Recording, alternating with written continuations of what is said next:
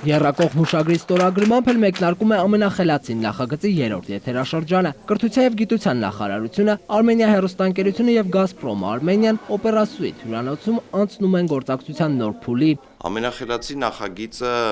ունենալով երկու եթերաշրջանների փորձ, բավականին արագ ձեռք բերեց հայտնիություն և գրանցեց ինտելեկտուալ խաղի համար աննախադեպ բարձր վարկանիշ։ Կարևորում ենք հեռուստանախագծի նպատակաուղղվածությունը, այն է բացահայտել և ասպարեզ բերել այն շնորհաշատ տաղանդավոր խելացի երեխաներին։ Արմենիա հեռուստաընկերության ամենավարկանշային ինտելեկտուալ խաղի միջոցով կբացահայտվի ամենախելացի ուսանողը։ Անցած տարվա փորձը հաշվի առնելով կրթության և գիտության նախարարը վստահ է, որ նախագիծը այս անգամ ևս կգրանցի աննախադեպ բարձր ցուցանիշ։ Արմեն Աշոտյանը համոզված է, որ ամենախելացին հայկական հեռուստաեթերի ամենաինտելեկտուալ խաղն է։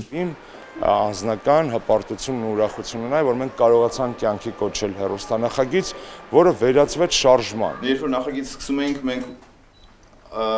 ուզում էինք, որ սա մթնոլորտ փոխի երկրում, որ աշակերտների, երիտասարդների մոտ մրցման ցանկություն առաջանա ոչ միայն այլ ոլորտներում, այլև գիտելիքի ամենախելացին լինելու այսպես ցանկությունը մեծանա։ Ամենախելացին աշխարհահռչակ Sony Pictures ընկերության The Brain-ից մանկական ինտելեկտուալ խաղի հայկական տարբերակն է։ Armenia TV-ի եթերում երրորդ եթերաշրջանը կհայտնվի գարնանը։ Սա այն ձևաչափն է, որտեղ յուրաքանչյուր ուսանող կարող է ներկայացնել իր գիտելիքներն ու տրամաբանությունը։ Հեռուստախաղի հայաստանյան տարբերակը կվարի ու ամենախելացիներին կբացահայտի Նազենի Հովհաննիսյանը։ Այս մեկ տարվա աշխատանքի շնորհիվ իսկապես մենք հասկացանք, որ ամենախելացիներն են այստեղ մրցում։ 5, 4, 3, 2, 1, սկսեցինք։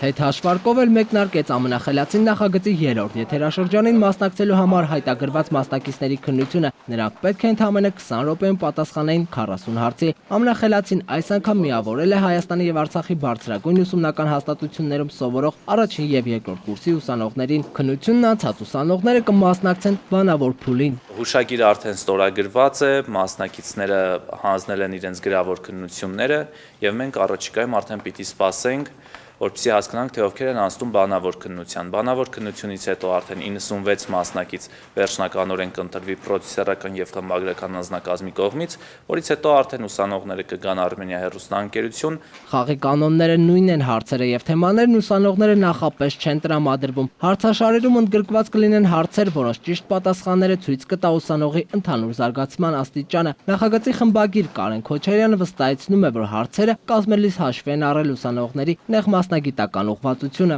Ընդհանուր գիտելիքներ միևնույն է դպրոցն է տալիս։ Բուհ արդեն տալիս է մասնագիտական գիտելիք, որը պարտավոր չեն իմանալ մնացած մասնագետները։ Ինտելեկտուալ խաղը կարճ ժամանակում իր տեղը զբաղեցրեց ամենավարկանշային հաղորդումների ցանկում։ Նախագիծը ստեղծված է բոլորի համար, առանց տարիքային սահմանափակման։ Նախագծի առաջին օրվանից դրա մասին սկսեցին խոսել բոլորը։ Տանը նստած էլ հարցերին պատասխանեցին մասնակիցներին զուգահեռ, ու այսօր հենց ամենաակտիվներն են պայքարում ամենախելացիի կոչմանն արժանանալու համար։ Ակնկալիքներս մեծ են, կփորձեմ ձգտել հասնել դեպի ամենախելացի ուսանող Հայաստանի Հանրապետության։ Բոլոր ոլորտներից հարցերը կային։ Ընդհանուր առմամբ բարդ չէր։ Հարցերը հեշտ էին, հիմնականում ավելի շատ ինտելեկտի հետ կապված, քան սովորական դասագրքերի։ Հիմնականում արվեստին վերաբերող հարցերին հեշտ պատասխանեցի, քիչ դժվարացավ ֆիզիկային վերաբերող հարցերին, բայց փորձեցի վերհիշել դպրոցական գիտելիքներս։ Նախընտրական փուլի երկրորդ բանավոր մասում մասնակիցները պետք է 1 րոպեում պատասխանեն հնարավորինս շատ հարցերի։ Ով է լինելու Հայաստանի ամենախելացի ուսանողը, նրան կբացահայտի Արմենիա հեռուստաընկերությունը։ Գրիգոր Գևորգյան, Ավետ Տավյան, Ալբերտ Գալստյան, Ժամը լրատվական։